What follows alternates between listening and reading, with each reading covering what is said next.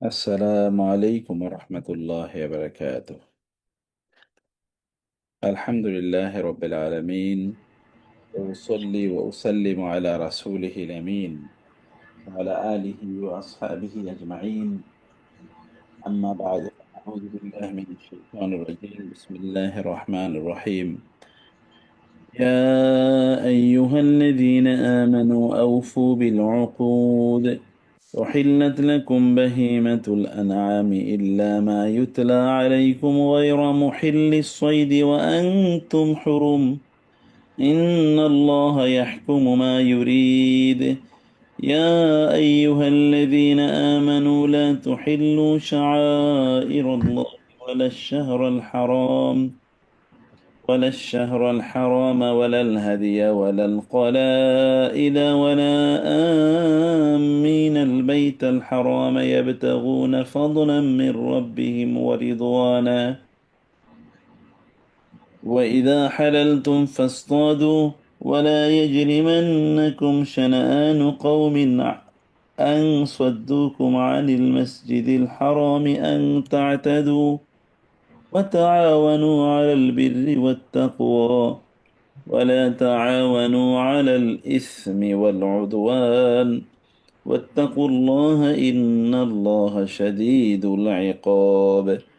حرمت عليكم الميتة والدم ولحم الخنزير وما أهل لغير الله به والمنخنقة والموقوذة والمتردية والنطيحة وما أكل السبع إلا ما ذكيتم وما ذبح على النصب وأن تستقسموا بالأزلام، ذلكم فسق. اليوم يئس الذين كفروا من دينكم فلا تخشوهم واخشوني. اليوم أكملت لكم دينكم وأتممت عليكم نعمتي ورضيت لكم الإسلام دينا. فمن اضطر في مخمصة غير متجانف لإثم فإن الله غفور رحيم. يسألونك ماذا أحل لهم قل أحل لكم الطيبات وما علمتم من الجوارح مكلبين تعلمونهن مما علمكم الله فكلوا مما أمسكن عليكم واذكروا اسم الله عليه واتقوا الله إن الله سريع الحساب. اليوم أحل لكم الطيبات وطعام الذين أوتوا الكتاب حل لكم وطعامكم حل لهم والمحصنات من المؤمنات والمحصنات من الذين أوتوا الكتاب من قبلكم إذا آتيتموهن أجورهن محصنين غير مسافحين ولا متخذي أخدان. ومن يكفر بالإيمان فقد حبط عمله وهو في الآخرة من الخاسرين. يا أيها الذين آمنوا إذا قمتم إلى الصلاة فاغسلوا وجوهكم وأيديكم إلى المرافق وامسحوا برؤوسكم وأرجلكم إلى الكعبين وإن كنتم جنبا فاطهروا وإن كنتم مرضى أو على سفر أو جاء أحد منكم من الغائط أو لامستم النساء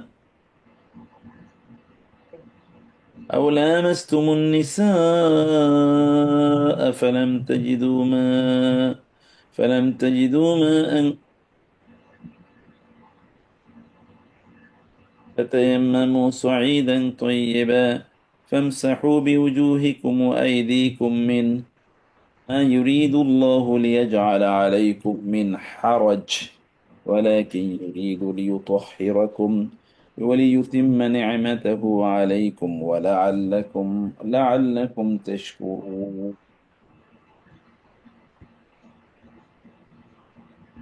আল্লাহ তাআলা শুকর আদায় করছি, তিনি আমাদেরকে আজকের আহ এই গুরুত্বপূর্ণ ক্লাসে জয়েন করার মতো তৌফিক দান করেছেন এবং রাসূলুল্লাহ সাল্লাল্লাহু আলাইহি ওয়াসাল্লাম এর উপরে দুরূদ এবং সালাম বর্ষিত হোক। আল্লাহুম্মা সাল্লি ওয়া সাল্লিম ওয়া বারিক আলা নাবিয়িকা মুহাম্মদ। আল্লাহুম্মা সাল্লি আলাইহি আল্লাহুম্মা বারিক আলাইহি।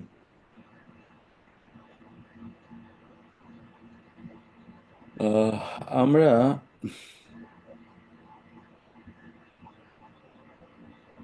আজকে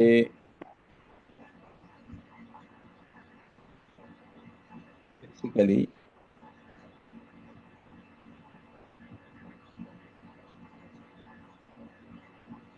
সূরাত আল মায়েদার প্রথম কয়েকটি আয়াত নিয়ে একটু আলোচনা করব। যদিও সূরা মায়েদার প্রথম আয়াতগুলো এত বড় এবং এত গুরুত্বপূর্ণ ইসলামী বা শরঈ বিধান নিয়ে আলোচনা করেছে যে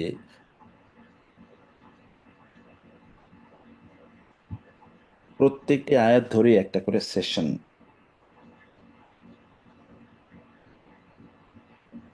প্রত্যেকটি আয়াত করে ধরেই একটি করে সেশন হওয়া দরকার। এত ব্যাপক, গুরুত্বপূর্ণ এবং এত জটিল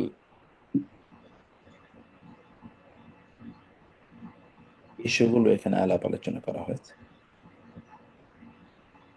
সে কারণে আমরা হয়তোবা এই আয়াতগুলো নিয়ে একটু বেশ কিছু সময় হয়তো আমরা এখানে কাটাবো। প্রত্যেকটা আয়াত নিয়ে আল্লাহ তালা আমাদের তৌফিক অনেক বাড়িয়ে দিন, আল্লাহুম্মা আমিন। আহ আয়াতটি, এই সূরা নিয়ে কিছু প্রাথমিক কথা আমি আগে বলেছি। তো সেই আহ,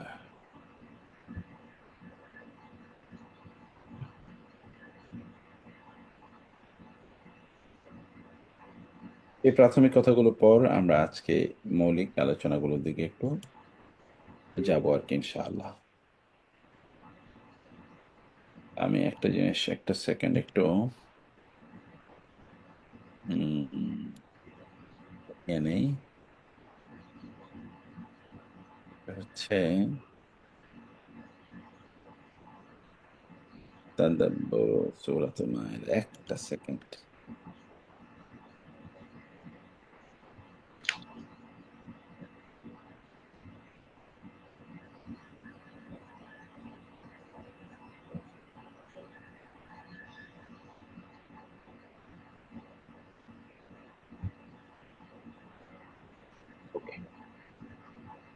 আমরা একটু প্যাটার্নটা আমি একটু ভিন্নভাবে ডেভেলপ করার চেষ্টা করছি। একজনকে দিয়ে আমরা একটু কাজ করাচ্ছি, কিন্তু ছেলেটা কাজটা বুঝে উঠতে পারেনি। আমি তাকে একটু ট্রেন আপ করতেছি। এই এই এই সময় এসে আমি এটাকে একটু অন্য স্টাইলে সাজাতে চাই। স্টাইলটা আমি একটু দেখাই যে এখানে তো প্রথমে আমাদের অনুবাদ থাকবে অন্য সময়ের মতো। অনুবাদটাকে আমরা আরেকটু বেশি প্রাসঙ্গিক করার চেষ্টা করবো এই সময়। তারপর এখানে গুরুত্বপূর্ণ শব্দগুলো এবং শব্দগুলোর এখানে ধরেন কিছু আমরা একটু গভীর বিশ্লেষণ এখানে একটু দেখব। তারপর এখানে তাদাব্বুর নিয়ে আলোচনা করবো। আমি আজকে তাদাব্বুরটা একটু দেখাবো আপনাদেরকে। তাদাব্বুরটা কি, কোন প্যাটার্নে আমরা এটা তাদাব্বুরটা করতে চাই। হুম, সেটা একটু আমরা দেখাবো আজকে। এটা একটা লম্বা সময় এবং লম্বা আলোচনার জিনিস। প্রত্যেকটা আয়াত ধরে হয়তো বা আমরা জীবন ঘনিষ্ঠ কিছু বিষয় সেখানে উপস্থাপন করার চেষ্টা করব, যেটা আমরা কিছুটা আগে করেছি। এখন এই জায়গায় আমাদের বিশ্লেষণটা আরেকটু বড় হয়তো বা হবে। তো এবং এরপরে গিয়ে শব্দগুলোকে আমি এভাবে দেওয়ার চেষ্টা করছি, এটা আমাদের পুরন প্যাটার্ন। কিন্তু আরেকটা প্যাটার্ন যদি আমরা এইভাবে করি তাইলে সেটা আপনাদের জন্য কতটুকু কার্যকরী হবে, এটা একটু আমরা একটু দেখতে চাই। এটা আমার জন্য একটু সহজ তুলনামূলক। ওইখানে ঘরগুলো করা বেশি সময় লাগে। যে এই এই ঘর করে এবার আর আমরা ইংরেজি অনুবাদ দেব না, শুধু বাংলাটাই দেই। কিন্তু ঘরগুলো করা মানে কারণ কোথাও ঘর একটু বেশি লাগে কম লাগে, মার্জিং স্প্লিটিং, এই সময়টা একটু বেশি লাগে, অন্যরা এই জায়গাটা ভালো করে বুঝতে পারছেন যে কোথায় গিয়ে থামা উচিত, কতটুকু পর্যন্ত নেওয়া যায়। তো তারপরে স্টিল উই আর ওয়ার্কিং। দেখা যাক এরপরে কিছু প্রশ্ন থাকবে একবার শেষের দিকে, যেগুলো আমরা আপনাদেরকে বলবো যে এই আয়াতগুলো নিয়ে আপনারা নিজেরা কিছু সময় একটু কাটানোর জন্য, পরে এরকম একটা জিনিস থাকবে। তো লেকচার শিটগুলো আমি তৈরি করার চেষ্টা করছি, আল্লাহ তাআলা সহজ করে দিলে সহজ হবে ইনশাআল্লাহ। আজকের যেই আহ, আয়াতগুলো, প্রত্যেকটা আয়াতেই বেশ বড় এবং মৌলিক কিছু বিধান নিয়ে আলোচনা করা হয়েছে। যদি প্রথম আয়াতের দিকে যাই, যেমন দেখবেন প্রথম আয়াতটি কি, আল্লাহ তাআলা বলেছেন আমরা যেন আমাদের অঙ্গীকার, চুক্তি ইত্যাদি যেন পূর্ণ করি, এবং সেটা যে কোনো অঙ্গীকার। এখানে আল্লাহ তাআলা উকুদ বলতে উকুদু আত-তিজারা আর উকুদু আল-ওয়াজিফা, মানে এটা আমাদের ব্যবসা বাণিজ্যের অঙ্গীকার, অথবা এটা আমাদের সিভিক যে কোনো অঙ্গীকার, অথবা এটি আমাদের প্রাতিষ্ঠানিক অঙ্গীকার বা চাকরি বাকরি সংক্রান্ত অঙ্গীকার। এরকম কোনো কিছুকেই, বা আল্লাহর সাথে অঙ্গীকার, মানুষের সাথে অঙ্গীকার, আইডেন্টিফাই আলাদা করে এগুলোকে বলা হয় না। এক সকল ধরনের অঙ্গীকার যেন আমরা পূর্ণ করি, এ কথা বলা। আচ্ছা, যত ধরনের অঙ্গীকার আছে সকল অঙ্গীকার যেন আমরা পূর্ণ করি, সেটা ইমানদারদের ব্যাপারে আল্লাহ তাআলা বলেছেন।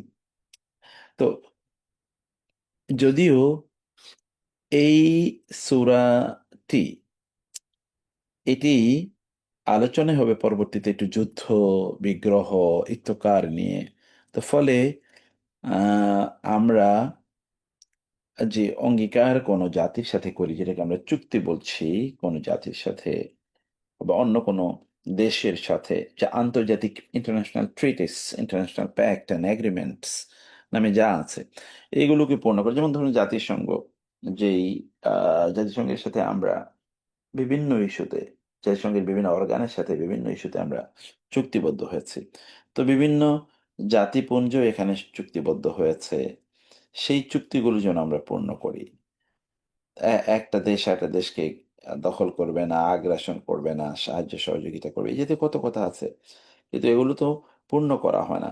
So any sort of pact, যে কোনো ধরনের চুক্তি, চুক্তি যদি শরিয়া বিরোধী না হয় তাহলে সেটা পূর্ণ করতে হবে, সেটি পূর্ণ করতে হবে। আচ্ছা, তো তারপরে কি হচ্ছে এখানে, আমি একটা নতুন অনুবাদের মধ্যে একটা নতুন প্যাটার্ন আনার চেষ্টা করছি। সেই প্যাটার্নটা আমি আপনাদেরকে দেখাচ্ছি এখানে, পরবর্তী একটাতে আছে। যেমন এখানে আমরা যখন আপনাদেরকে আরেকটু কাজ করছি, আমি যখন এই ইয়েটা যখন দিচ্ছি, তখন এই আল অকুত শব্দটি এখানে হয়তো আমি আপনাদেরকে দিয়ে দেবো, যেন এই শব্দগুলো অনুবাদের সময়ও আপনারা আলাদা বুঝতে পারেন। যেমন আল অকুত, তোমরা ইয়ে করো, তাই না? আবার যেমন এইটা বাহিমাতুল আনাম, এটা এই শব্দটা এখানে গুরুত্বপূর্ণ, চতুষ্পদ গবাদি পশু গুলো। তো এইটাকে আমরা কি করছি, ধরেন এখানে চতুষ্পদ গবাদি পশুগুলো, এভাবে শব্দটা এখানে দিয়ে রাখবো। তাইলে অনুবাদের সময় আমাদের কাছে স্পষ্ট হয়ে যাবে যে কোন শব্দকে আমরা এখানে আলাদা করছি, ঠিক আছে? বা কোন শব্দটা এখানে বেশি গুরুত্বপূর্ণ, বা হাইলাইটেড ওয়ার্ড কোনটা, যেটাকে কেন্দ্র করে গোটা আয়াতটাই আবর্তিত হচ্ছে। আচ্ছা, তারপরে কি, এই প্রথম আয়াতে দেখেন, এক নম্বর হচ্ছে যে ওয়াদা বা চুক্তি যেগুলো আমরা করছি, এগ্রিমেন্টস, সেগুলোকে পূর্ণ করা। এবং কারা পূর্ণ করবে? ইয়াই হল্লাদিনা, মানে যারা ইমান আছে। তার মানে ইমানের দাবি হলো যে কোনো চুক্তি পূর্ণ করা। এই চুক্তি যদি আল্লাহ তাআলার সাথে হয়, যেমন আল্লাহর সাথে আমরা আমাদের সৃষ্টি লগ্নেই চুক্তি করেছি যে আল্লাহ তাআলাই আমাদের রব, এবং আমরা আমাদেরকে জিজ্ঞেস করেছিলেন আল্লাহ তাআলা যে আমি কি তোমাদের রব নই? তারা সবাই সমস্যারে বলেছিলেন, হ্যাঁ, আপনি আমাদের রব। তো ফলে এখানে আল্লাহর সাথে চুক্তি আছে, এবং বান্দার সাথে চুক্তি আছে। বান্দার সাথে চুক্তি, যেমন ধরুন আমরা হাদিস সে স্পষ্ট করে, আল মুসলিমুন আলা শুরুতিহিম, আল মুসলিমুনা আলা শুরুতিহিম, মানে মুসলমানরা তাদের যে চুক্তি, এই চুক্তি তারা মানে রক্ষা করে চলে। তো এক্ষেত্রে মুসলিমরা চুক্তি যেটাই করেন, আপনি যদি কোনো হালাল চুক্তি, যেমন আপনি কোনো প্রতিষ্ঠানে চাকরি করছেন এবং সেখানে আপনার হালাল, সেখানে চুক্তি হলো যে আপনি প্রতিদিন 8 ঘন্টা কাজ করবেন, কিন্তু আপনি প্রতিষ্ঠানে ঢোকার পরে 1 ঘন্টা ফেসবুক দেখছেন, আবার ধরেন লাঞ্চের বিরতিতে আরেকবার ফেসবুক বা ইউটিউব আপনি দেখছেন, বা আপনি পত্রপত্রিকা পড়ছেন, এবং আবার ধরেন মানে ওইখান থেকে বের হওয়ার আগে অফিস থেকে আবার 1-1.5 ঘন্টা আপনি ওই একই কাজ করছেন। তো ফলে অথবা ওইখানে বসে আপনি ইউটিউব দেখছেন, অথবা ওইখানে বসে আপনি বাসার গল্প করছেন, বা অন্যদেরকে নিয়ে চায়ের আড্ডা বসাচ্ছেন অফিসে। এটা চুক্তির লঙ্ঘন। কারণ আপনার সাথে এরকম ভাবে চুক্তিবদ্ধ হয় না, আপনার সাথে চুক্তিবদ্ধ হচ্ছে যে আপনি 8 ঘন্টা কাজ করবেন। যদি আপনার হতে পারে যে অনেকে বলবেন যে আমার অফিসে তো এখন কোনো কাজ নাই, তাহলে আমি করবো কি? কাজ না থাকলে আপনি চুপচাপ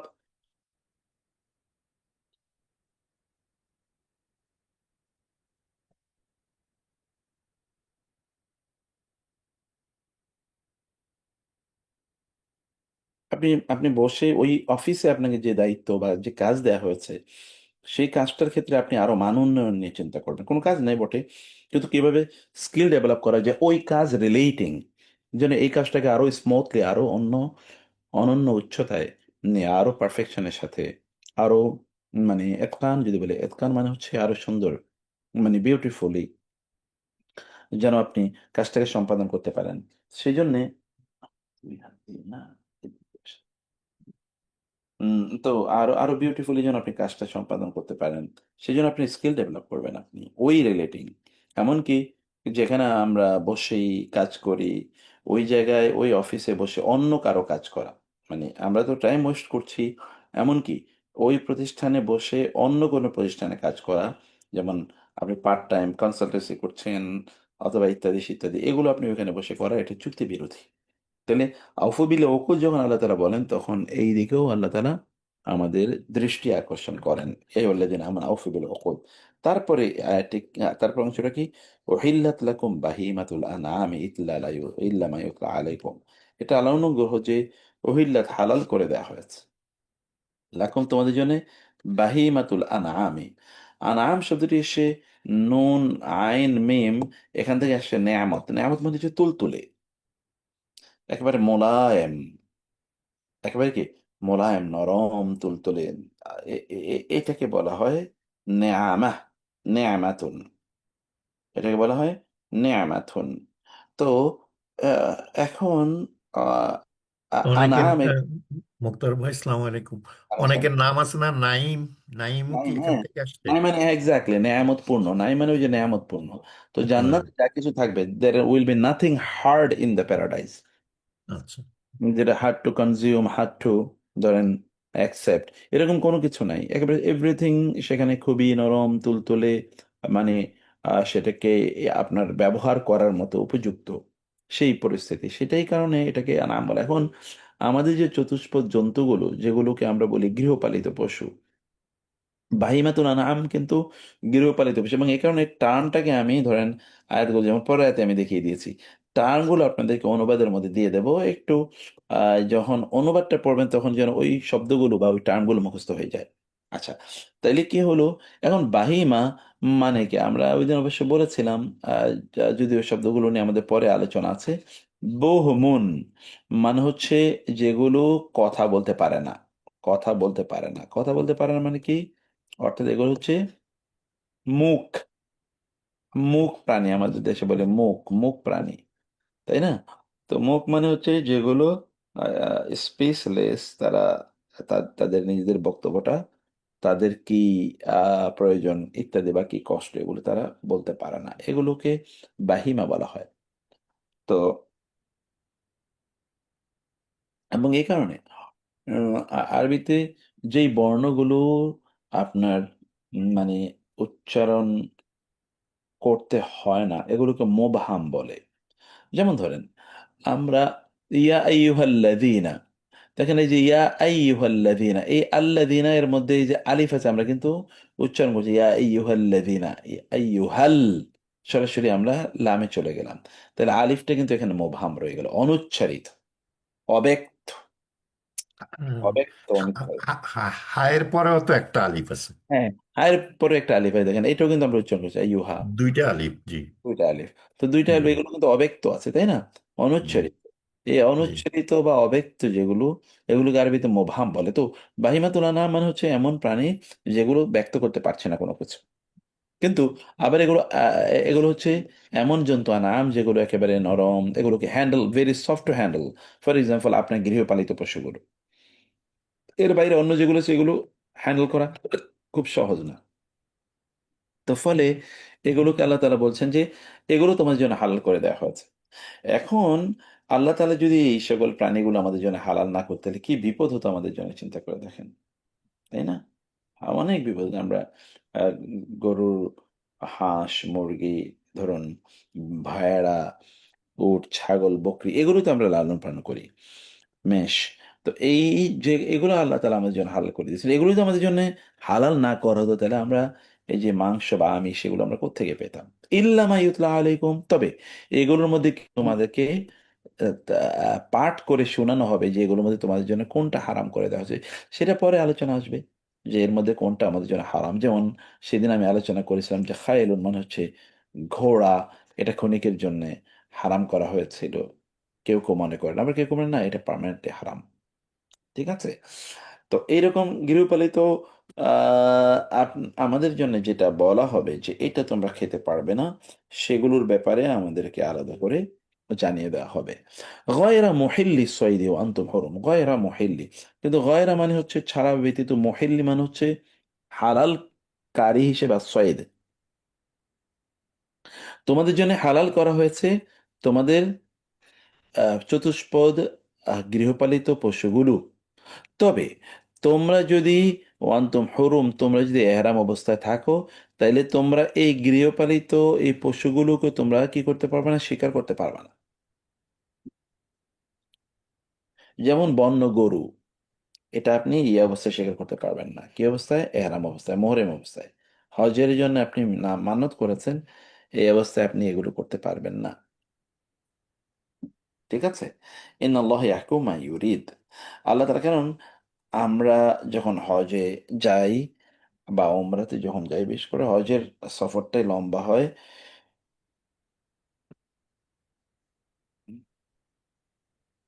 সেই সময় এখনকার যুগে হয়তো বা আমরা দেখতে পাচ্ছি যে সেখানে খাদ্য পানীয়র অভাব নেই, কিন্তু কোনো একটা সময় সেখানে প্রচুর পরিমাণ খাদ্য পানীয়র অভাব ছিল, কোনো এক সময়।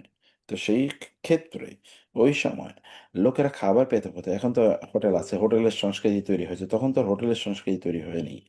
তাহলে লোকেরা খাবে কোথায়? সরাইখানা বা ইন ছিল, এত যথেষ্ট পরিমাণ ছিল না যে মানুষ ওইখানে গিয়ে তারা যথেষ্ট পরিমাণ খাবে। তাইলে এই অবস্থায় আল্লাহ তাআলা তার জন্য প্রাণী শিকার করা হালাল করে দিয়েছেন। কিন্তু কোন প্রাণী এবং কোথায়? এটা জলের প্রাণীগুলো আল্লাহ তাআলা তার জন্য শিকার করা হালাল করে দিয়েছেন। কিন্তু স্থলের যেগুলো, এগুলো এহরাম অবস্থায় আল্লাহ তাআলা হালাল করেন নাই।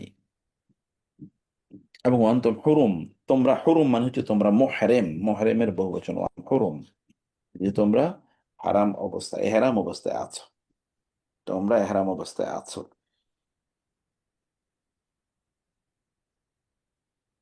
এটা তোমরা করতে পারবে না। আমরা ধরেন এরপরে কি, ইন্নাল্লাহ ইয়াহকুমু মা ইউরিদ, আল্লাহ তাআলা যা চান তা তিনি মানে বিচার করেন, বা সেরকম বিধান আল্লাহ তাআলা প্রদান করেন, যা মনে চায় আল্লাহ সেরকম বিধান প্রদান করেন। ফলে আল্লাহর বিধানকে আপনি কোনোভাবে কি করতে পারবেন না, প্রশ্ন করতে পারবেন না। দেখেন এখানে যখন উম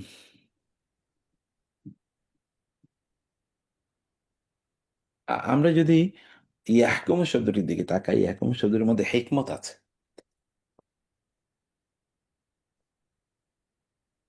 আরবিতে বলা হয় ফেলুল হাকিম লা ইয়াখলু আনিল হিকমা।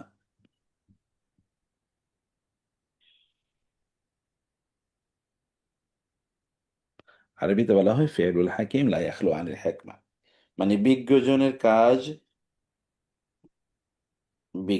কাজ প্রজ্ঞাহীন হয় না। প্রজ্ঞা প্রজ্ঞাপূর্ণই হয়ে থাকে বিজ্ঞজন। কোন একজন বিজ্ঞ ব্যক্তি, তার কাজটা অবশ্যই প্রজ্ঞাপূর্ণ হবে। প্রজ্ঞাবিহীন কখনোই হবে না।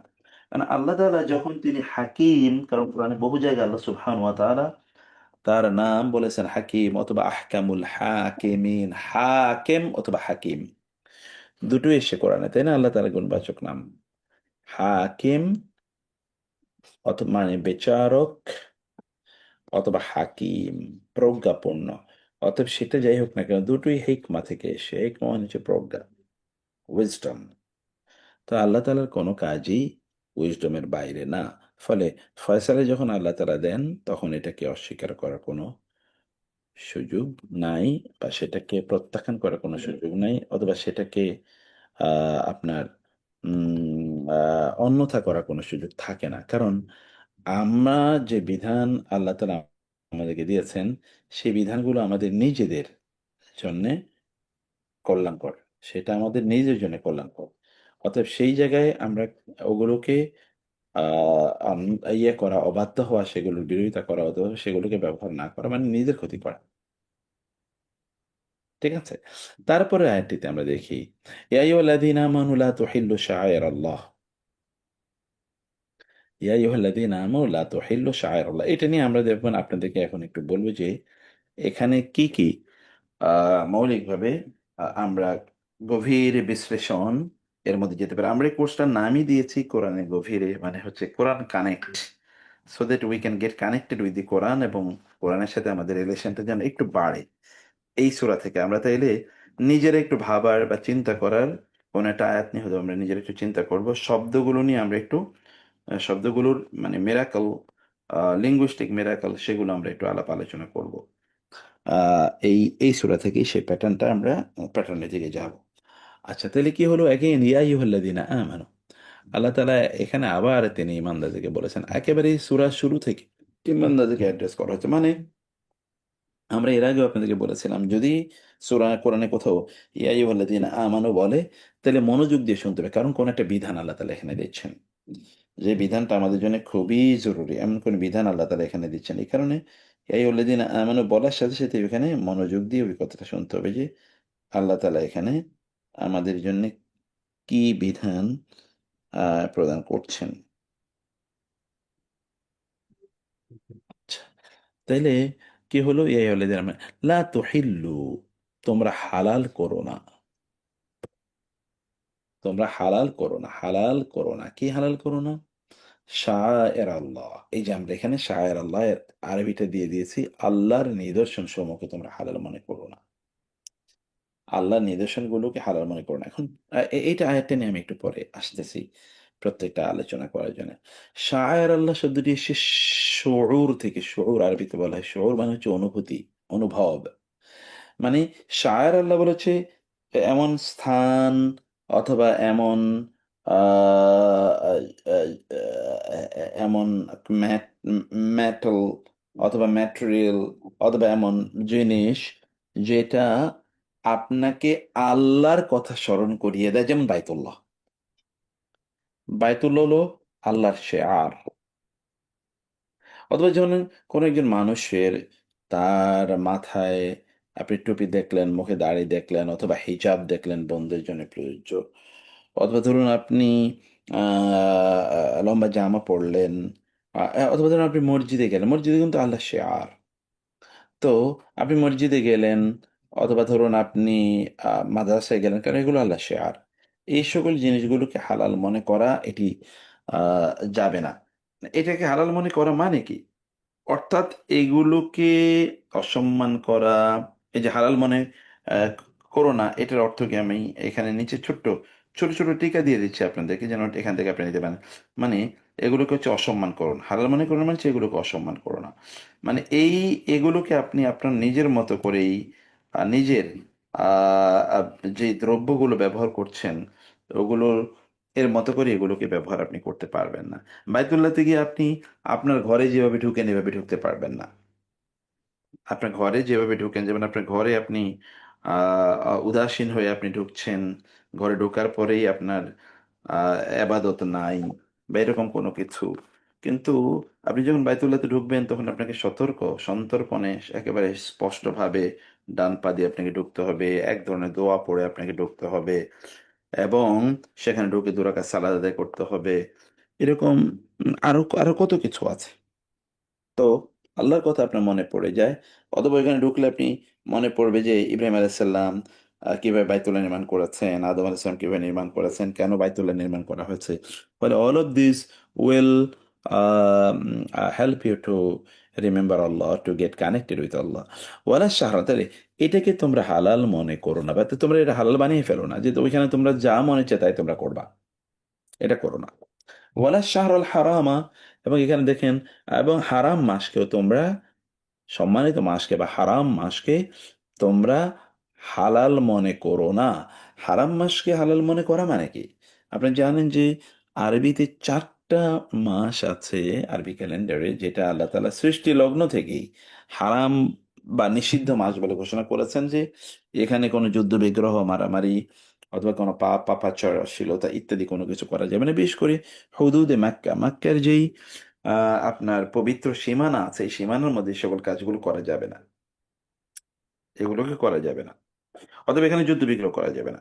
এখন প্রেক্ষাপট কি? প্রেক্ষাপটে কিন্তু জোর বলেছি আমরা যে যুদ্ধ। দেখেন, আলোচনা হচ্ছে যুদ্ধ নিয়ে, এবং এই কারণে আউফু বিল উকুদ। কারণ আপনি কোনো জাতি বা গোষ্ঠীর বিরুদ্ধে যুদ্ধ করতে পারেন না যদি তাদের সাথে আপনার কোনো চুক্তি থাকে, তবে সেটা আপনি করতে পারবেন না। কিন্তু এখানে আল্লাহ তাআলা ওই চুক্তির কথাই বলেছেন, তোমাদের যে চুক্তি আছে মুসলমানদের সাথে যে তোমরা এই করবা না। আবার তোমরা এমনিতে বাইতুল্লাহ প্রতিও কিন্তু এক ধরনের, বায়তুল্লাহ কেন্দ্রিক এক ধরনের বিধান আছে, যে বিধানগুলো তোমাদের সবার বা মানে তাদেরকে উদ্দেশ্য করে, কাফের মুশরিকদেরকে উদ্দেশ্য করে বলা হচ্ছে, তোমাদের সবার জানা আছে। অতএব এগুলোকে তোমরা যদি ইমানের দাবিতে সত্যবাদী হয়ে থাকো, তাইলে এই হারাম বা নিষিদ্ধ মাসে যে কাজগুলো নিষিদ্ধ, সেগুলো তোমরা নিজেদের জন্য হালাল বানিয়ে ফেলো না। ওয়ালাল হাদিয়া, এমনকি তোমরা হাদি, হাদি মানে হচ্ছে কোরবানি পশু, যেখানে আমরা বলেছি হজের উদ্দেশ্যে উৎসর্গীকৃত পশুকে আল হাদি বলা হয়। হাদি মানে হচ্ছে হাদা ইয়াহাদি, অর্থাৎ হেদায়েত পাওয়া। ফলে এই জাতীয় প্রাণীগুলো তারা নিজেরা নিজেরাই, তারা কি করে, তারা মানে ওই যে আল্লাহর রাস্তায় সেলফ ড্রিভেন, তারা নিজেরা নিজেরা ওইখানে চলে যায়। এটা একটা মজেজা, মিরাকল। আরেকটা বিষয় যে হাদিয়া, হাদিয়া এসছে হেদায়েত থেকে, যদি বলি না, হাদিয়া থেকে, হাদিয়া এসছে হাদিয়া থেকে। হাদিয়া মানে কি?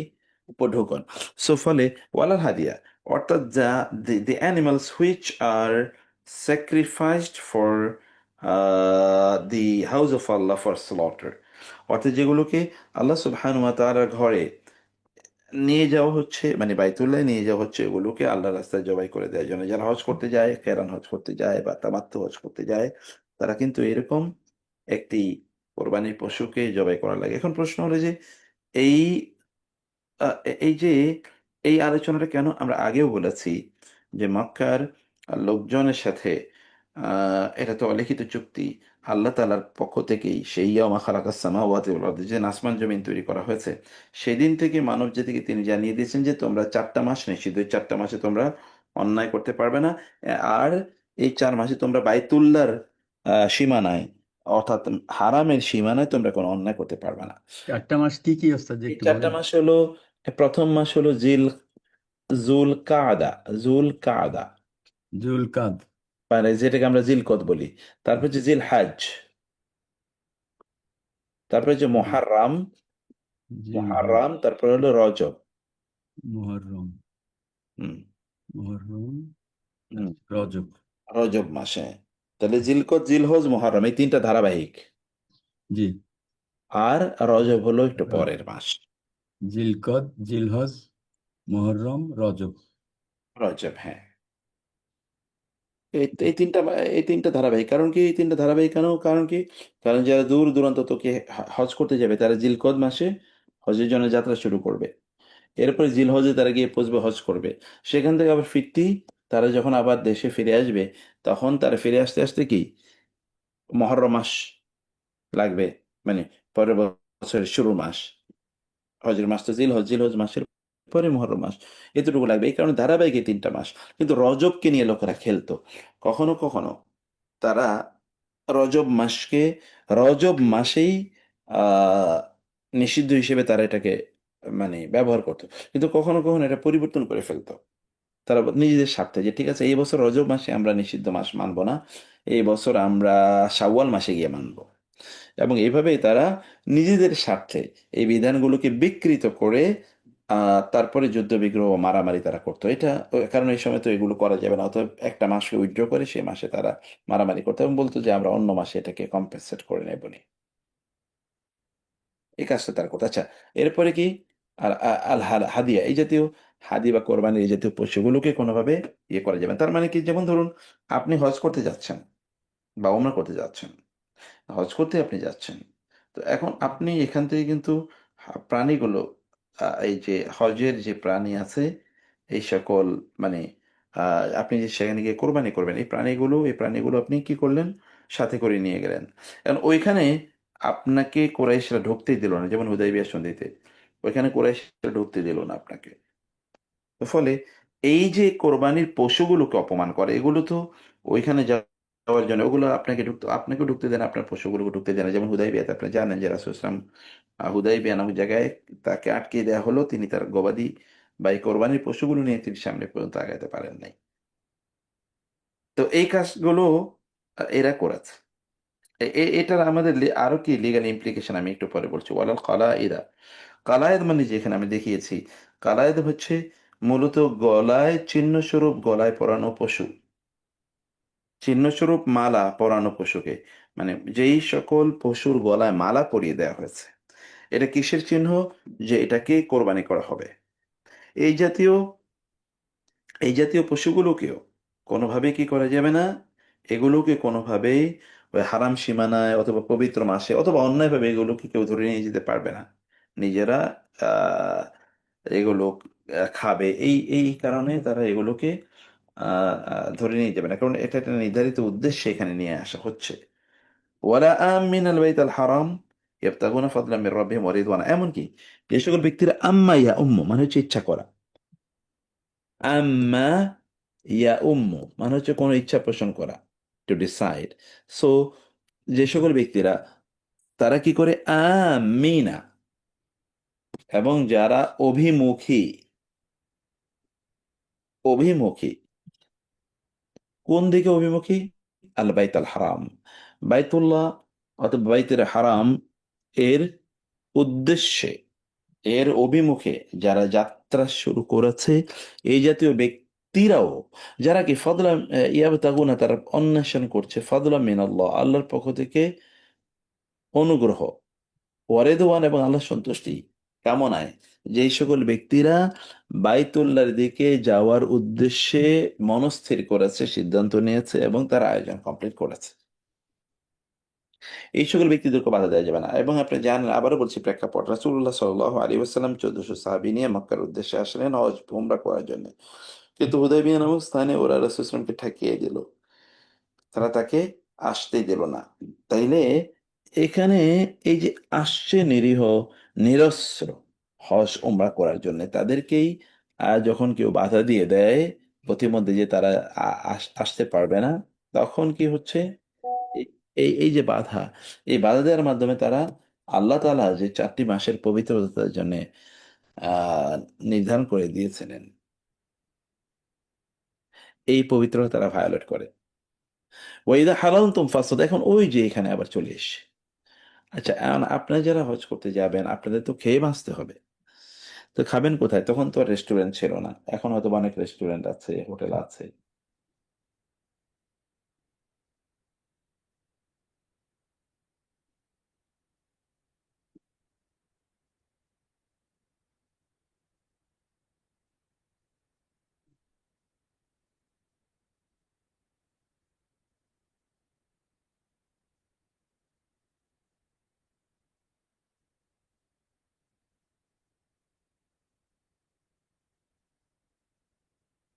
হ্যাঁ সরি, হ্যাঁ। তো বাসা বাড়ি আছে, ইত্যকার সিত্যকার, তখন তো এগুলো মানুষের জন্য ছিল না, তো ফলে মানুষকে খাদ্য ইত্যাদি সব করার জন্য তাদেরকে আসলে স্বীকার করতে হতো, স্বীকার করে তাদেরকে গ্রহণ করতে হতো। এখন যখন আল্লাহ তাআলা বলেছেন যে তোমরা তো মহরম অবস্থায় এই কাজ করতে পারবে না, কিন্তু ইমিডিয়েটলি তার সলিউশন দিয়ে দিয়েছেন আবার, যে তোমরা এহরাম মুক্ত হয়ে যাও, হালাল তোমরা যখন হালাল হয়ে যাবা, ওমরা বা হজ শেষ, নাও ইউ আর ফ্রি। এখন আপনি ওই হারামের সীমানা, হারামের বাইরে তো করতে পারবেনই, হারামের সীমানায় আপনি এখন কি স্বীকার করতে পারবেন না। এই যে হালাল তাফাসসাদু, ও হারামের সীমানাও মানে স্বীকার মানে হচ্ছে এহরাম অবস্থায় আপনি এটা করতে পারবেন না, কিন্তু এহরামের বাইরে আপনি সেই কাজটি করতে পারবেন যদি আপনার খাদ্যের সংকট বা ইত্যাদি সংকট হয়ে থাকে। ওই যে হালাল তাফাসসাদু ওয়ালা ইয়াজরিমান্নাকুম শানাআনু কওমিন আন সাদ্দুকুম আনিল মাসজিদিল হারামি আন তা'তাদু। কিন্তু সমস্যা হলো যে তখনকার কাফের এবং মুশরিকদের মাইন্ডসেট, অ্যাটিটিউড, সেটা এবার আলোচনা আল্লাহ তাআলা নিয়ে আসেন। ওয়ালা ইয়াজরিমান্নাকুম, জারামা, জারামা মানে হচ্ছে পাপ, অপরাধ। লা ইয়াজরিমান্না, যেন অবশ্যই অবশ্যই তোমাদেরকে অনুপ্রাণিত, উদ্বুদ্ধ, প্ররোচিত না করে কি শানাআনু কওমিন, কোন জাতির প্রতি তোমাদের বিদ্বেষ। শানাআনু, বিভিন্ন কারণে কোন জাতির সাথে আপনার একটা বিদ্বেষ অথবা সম্পর্কহীনতা তৈরি হয়েছে, আপনার সে সম্পর্ক ফল করেছে। এই এইরকম আপনি ওই যে ওই গ্রুপকে, ওই গ্রুপ অফ পিপল, ওই কমিউনিটি অথবা ওই ট্রাইব অথবা people of that area and locality or country, তাদেরকে আপনি পছন্দ করেন না। এইটা যেন আপনাদেরকে প্ররোচিত না করে যে কি আনতা দাদু, যে আপনারা সীমা লঙ্ঘন করবেন। কিন্তু মধ্যখানে একটা আছে তাকে আন সদ্দুকুম আনিল মসজিদিল হারামি আন তা'তাদু, যে এমন যে কোনো জাতির সাথে আপনার বিদ্বেষ কেন তৈরি হয়েছে। এবার ইমানদারকে আল্লাহ তাআলা লক্ষ্য করে বলছেন। দেখেন পুরো ইস্যুটা কিন্তু ইমানদারকে রক্ষা করে, অথচ বিধান বলা হচ্ছে কাফেরদের জন্য, কারণ ইমানদাররা তো আর ভায়োলেট করে না, ভায়োলেট করেছে কাফেররা। তো তারপর আল্লাহ তাআলা ইমানদারকে লক্ষ্য করে বলছেন, কারণ মানুষের আহ অন্যদের যে অভিজ্ঞতা, এটা মুসলমানদের জন্য বিশাল বড় অ্যাসেট। আবার বলছি, মানব জাতির যে অভিজ্ঞতা, এটা মুসলমানদের জন্য অনেক বড় অ্যাসেট। আপনি অন্য কোনো জাতির উত্থান এবং পতন, অন্য কোনো ব্যক্তির উত্থান এবং পতন, অন্য কোনো ব্যক্তির সফলতা ব্যর্থতা, এখান থেকে আপনি শিক্ষা গ্রহণ করতে পারেন। হতে পারে ওই ব্যক্তি মুসলমান না, still you can learn from them. কারণ life experiences are so valuable in the sight of Allah, যে আল্লাহ তাআলা এগুলোকে রিকগনাইজ করছেন, যেমন এখানে আমরা দেখতে পাচ্ছি। ওরা কাফের এবং মুশরিকরা, তারা মানুষকে যেমন মুসলমানদেরকে তারা মক্কায় প্রবেশ করতে দেয় নাই হারাম মাসে, এবং তারা প্রয়োজনে যুদ্ধ করেছে। তো এটা যেন আপনাদেরকে প্ররোচিত না করে যে ওরা আপনাদেরকে মসজিদে হারাম থেকে বাধা দিয়ে রেখেছিল, অতএব আপনারা ওদেরকে নাগালের মধ্যে পেয়েছেন, আপনারা তখন ওদের সাথে এমন আচরণ করুন যে আচরণটি আল্লাহ তাআলা শরিয়া দ্বারা অনুমোদন করেন নাই। তাহলে আল্লাহ তাআলা বলছেন এইরকম কোন একটা জাতির প্রতি তোমাদের কোনো বিদ্বেষ আছে, রাগ আছে, শত্রুতা আছে, ক্ষোভ আছে, সেটা জাতি বা ব্যক্তি যাই হোক না কেন, এদেরকে যেমন তারা কেন, যেমন যেমন মুসলমানদেরকে তারা মক্কায় ঢুকতে দেয় নাই, বাধা দিয়েছে, তাদেরকে মক্কা থেকে বের করে দিয়েছে, তাদের সম্পদ লুণ্ঠন করেছে, তাদের রক্তপাত করেছে, দিনী দাওয়াতি কাজ করতে দেয় নাই। এখন আপনি মৌকা বা সুযোগ পেয়েছেন, অতএব আপনি তাদের উপর এখন কি করবেন, শাস্তি আরোপ করবেন সকল ধরনের সীমা লঙ্ঘন করে। এগুলো আল্লাহ তাআলা পছন্দ করেন না।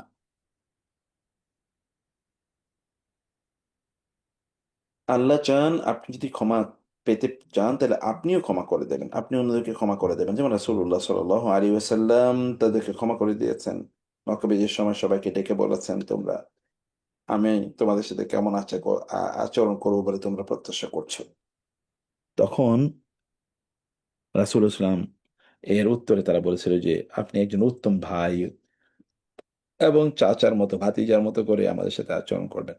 রাসূলুল্লাহ সাল্লাম বললেন যে যাও তোমরা, ইউসুফ আলাইহিস সালাম তার ভাইদেরকে যেমন বলেছিলেন যে তোমাদের প্রতি কোনো অভিযোগ নাই, যাও তোমরা মুক্ত, ঠিক আমি তোমাদেরকে বললাম যে তোমরা যাও, তোমরা মুক্ত, তোমাদের বিরুদ্ধে আমাদের কোনো অভিযোগ নাই। কিন্তু জাহিলিয়াতের যত গর্ব, দর্প, অহংকার অথবা মন মানসিকতা, এগুলো সব আমি আমার পায়ের নিচে চূর্ণ করলাম।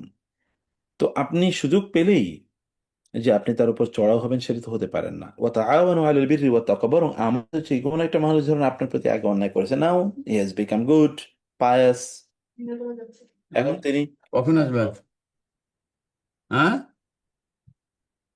আজকে আসবা? তিনি কি করেছেন, তিনি এখন তার নিজকে পরিবর্তন করে ফেলেছেন, তাহলে আমাদের উচিত তাকে ওয়েলকাম জানানো।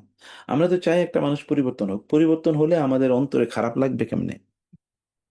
হ্যাঁ, উনি ভালো হয়ে গেছে, হ্যাঁ রে আমার এখন মরে যেতে মনে চায়, এটা তো হতে পারে না। উনি ভালো হয়ে গেছেন, মোস্ট ওয়েলকাম, তাই না? তাহলে কি হবে? আল্লাহ তাআলা বলেছেন যে ও তাআওয়ানু আলাল বিররি ওয়াত তাকওয়া, তোমরা মানুষকে পুণ্যের কাজে, ভালোর কাজে পরস্পর পরস্পরকে সাহায্য করো, সহযোগিতা করো। কিন্তু অপরাধের কাজে বা পাপের কাজে, সীমা লঙ্ঘনের কাজে একজন আরেকজনকে সাহায্য করো না, বরং আল্লাহকে ভয় করো। আল্লাহ তাআলা শাদীদুল ইকাব, কঠোর শাস্তিদাতা। আল্লাহ তাআলা কি? কঠোর শাস্তি, শাদীদুল ইকাব। আচ্ছা, এই আয়াতগুলো আমরা একটু কিছু পড়ি, কি বলেন এটাকে, কিছু এই যে তাদাব্বর একটু পড়ি আপনাদের সাথে।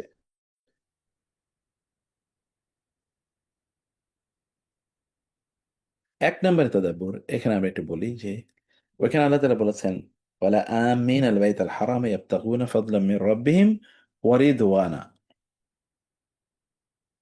এই আমিন আল বাইত আল হারাম বলতে কাদেরকে বুঝিয়েছি? আমরা কি বলছিলাম বলেন তো, মনে আছে?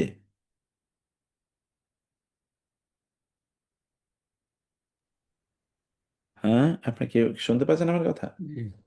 হ্যাঁ, আমিনাল বাইতুল হারাম আমরা বলতে বলেছি যে যে সকল ব্যক্তিরা বাইতুল্লাহর উদ্দেশ্যে অভিযাত্রা শুরু করেছে, অভিযান না, অভিযাত্রা অথবা অভিমুখে, বাইতুল্লাহর অভিমুখে তারা রওনা দিয়েছে, তাদের উদ্দেশ্য কি? ইয়াবতাগুনা ফাদলাম মিনাল্লাহি ওয়া রিদওয়ানা মির রাব্বিহিম ওয়া রিদওয়ানা। তারা আল্লাহ সন্তুষ্টি এবং আল্লাহর অনুগ্রহ চায়। তো আল্লাহ সন্তুষ্টি এবং অনুগ্রহ কিসের মাধ্যমে পাওয়া যায়? সেটি হজ, ওমরা বা ইবাদতের কারণে। এবং এই কারণে আপনার কোরআনের এই বক্তব্যকে সামনে রেখে রাসূলুল্লাহ সাল্লাল্লাহু আলাইহি ওয়াসাল্লাম বলেছেন, তোমরা হজ এবং ওমরা বেশি বেশি করো, কারণ এর মাধ্যমে তোমাদের দারিদ্র্য দূর হয়ে যাবে, যেমনি ভাবে আল্লাহ তাআলা দারিদ্র্য দূর করে দেবেন তোমাদের, অথবা তোমাদের গুণারাশি দূর করে দেবেন। যেমনি ভাবে একজন হাপরওয়ালা মানে হচ্ছে কর্মকার, তার কাছে যদি আপনি কোনো জংওয়ালা কোনো কিছু নিয়ে যান, তাহলে তিনি এটি আগুনের মধ্যে চুবিয়ে এরপরে সকল জং দূর করে দেবেন। ঠিক তেমনি ভাবে আপনি যদি হজ এবং ওমরা করেন, তাহলে আল্লাহ তাআলা গুনাহগুলোকে এরকম একেবারেই উড়িয়ে দেবেন এবং দারিদ্র্য এরকম নিভিয়ে দেবেন। এবং এই কারণে ইয়াবতাগুনা ফাদলা মির রাব্বিহিম ওয়া রিদওয়ানা, ইয়াবতাগুনা ফাদলা মির রাব্বিহিম ওয়া রিদওয়ানা। তারপর কি? ওয়ালা ইয়াজরিমান্নাকুম শানাআনু কওমিন,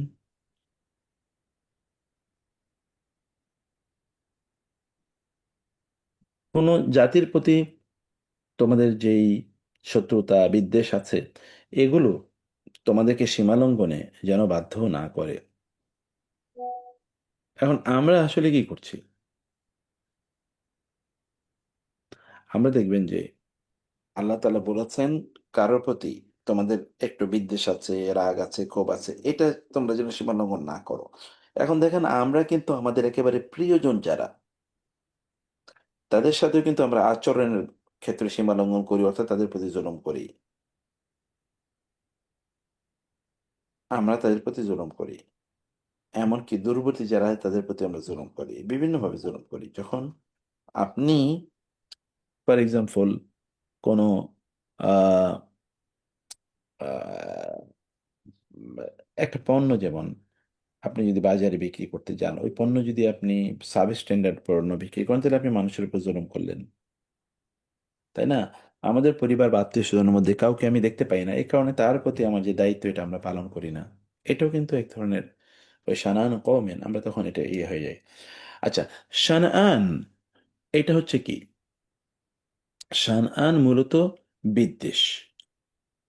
এইটা আদালত বা কারো প্রতি ন্যায় ইনসাফ করার ক্ষেত্রে সবচেয়ে বড় বাধা। এবং আপনি যদি পৃথিবীর বিভিন্ন ইতিহাসে দেখেন, তাহলে দেখবেন যে এই পৃথিবীতে জাস্টিসগুলো কেন মেনটেন হচ্ছে না? কারণ আমরা যারা অপরাধী তাদেরকে আমরা সাহায্য করি, সহযোগিতা করে, সাপোর্ট করে থাকি। যদি আমরা সেটা না করতাম, তাহলে পৃথিবীতে কোনো অন্যায়কারী দীর্ঘদিন অন্যায় করতে পারতো না, দীর্ঘদিন অন্যায় করতে পারতো না।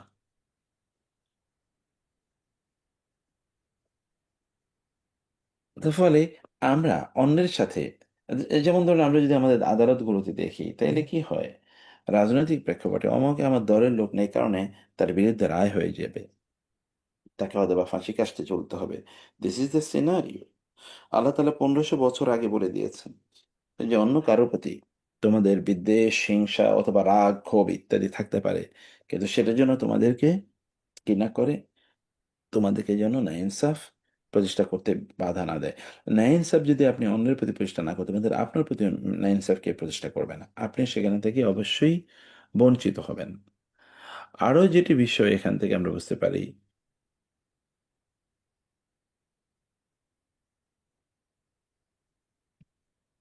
যে আমরা যেন উম আমরা যেন নিজেদের ধরুন কাউকে ভালোবাসি বা কাউকে পছন্দ করি, সে কারণে তার পক্ষে যেন আমরা কোনো রায় না দিই। মানে মাফহুম মোখালেফ, আপনারা জানেন এটা। যেমন তুমি আহ, আহ, যদি আপনি কাউকে লক্ষ্য করে বলেন যে তুমি এই কাজটা করো না, তার মানে বিপরীতটা তুমি করতে পারবা। তুমি বিপরীতটা করো না, তুমি এটা খেও না, তার মানে অন্যটা খেতে পারবা। এই যে এক ধরনের মাফহুম মোখালেফ, মানে আপনি বলেছেন এটা, যেমন তুমি এই রাস্তা দিয়ে যাও না, তার মানে তুমি অন্য রাস্তা দিয়ে যাও। এই রাস্তায় যেও না মানে কি তুমি অন্য রাস্তায় দিয়ে যাও। এই একটা বিপরীত ধর্মী অর্থ নেয়া, এটা হয়। তার মানে আপনি কারো প্রতি বিদ্বেষ আছে দেখে আপনি তার প্রতি ইনসাফ মেনটেন করবেন না। এটা যেমন ঠিক আপনি কাউকে পছন্দ করেন এই কারণে তাকে আপনি একেবারে অতিরিক্ত প্রদান করবেন, এটাও করতে পারবেন না। দুটোই কিন্তু জুলুম, দুটোই জুলুম। এটাই এখানে বলা হয়েছে। আচ্ছা, তারপরে কি হয়েছে?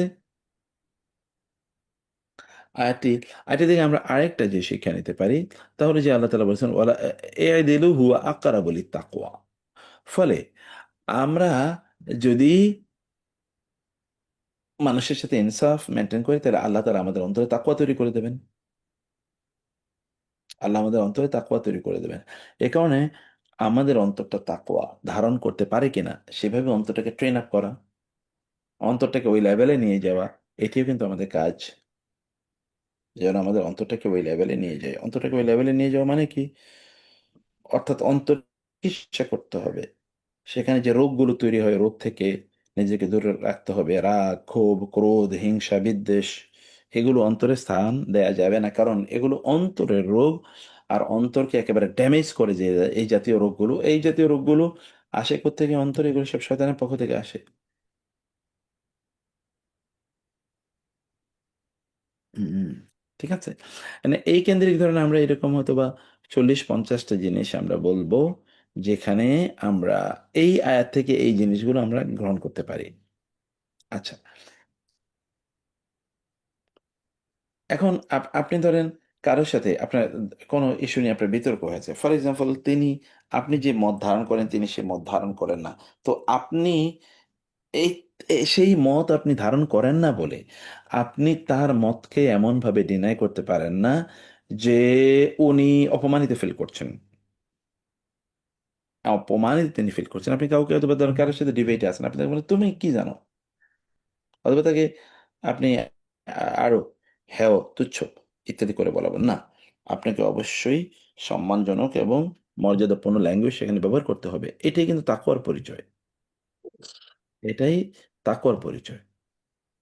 এমনকি আমরা আয়াতের পরের অংশে দেখি, যেখানে আল্লাহ তাআলা বলেছেন তাআওয়ানু আলাল বিররি ওয়াত তাকওয়া ওয়ালা তাআওয়ানু আলাল ইসমি ওয়াল উদওয়ান। তোমরা মানুষকে ভালো কাজে,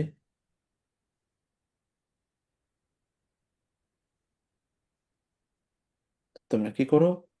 তোমরা মানুষকে এই যে তাআওয়ানু আলাল বিররি ওয়াত তাকওয়া, ভালো কাজের ক্ষেত্রে তোমরা মানুষকে পরস্পরকে তোমরা সাহায্য সহযোগিতা করো। আল বীর এবং তাকওয়ার কাজ।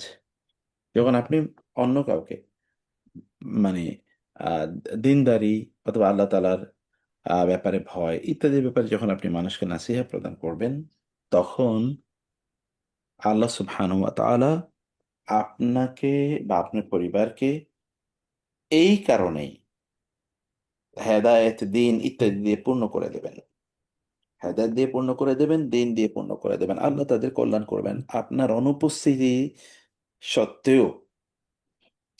অতএব সাহায্য, কারণ আপনি জানেন বিখ্যাত সেই হাদিসটি, আল্লাহ ফি আউনিল আবদি মা কানাল আবদু ফি আউনি আখিহি। আল্লাহ তাআলা কোনো বান্দার তার সাহায্যে ততক্ষণ পর্যন্ত তার নিজকে নিয়োজিত রাখেন, যতক্ষণ ওই বান্দা অন্য কোনো মানুষের সাহায্য করে, সাহায্যে তার নিজকে নিবদ্ধ রাখে। এমনকি আপনি জানেন যে